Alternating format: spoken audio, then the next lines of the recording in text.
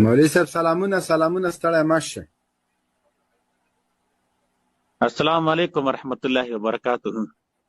وعلیکم السلام. ستړی مشه، مهرباني وکړه د تصفیه الله دې خوشحال کړه.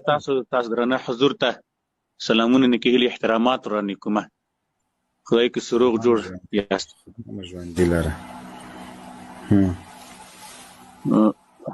موضوع خو دې پنجشیر کې د توغندي د غټو توغندي پیدا کړي دي. نو دا خو معلومه خبره ده چې مخکې د صحابه په وخت کې پنجشیریان ډېر غټ ظلم کړی و. د شهدای صالحین کې همدغې پنجشیریان خدای دې خوار نه کړه د صحابه په وخت کې پنجشیریان له کومه سو وته الله ولي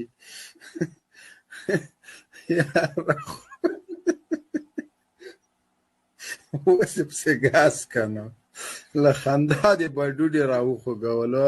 هو حاجي ګله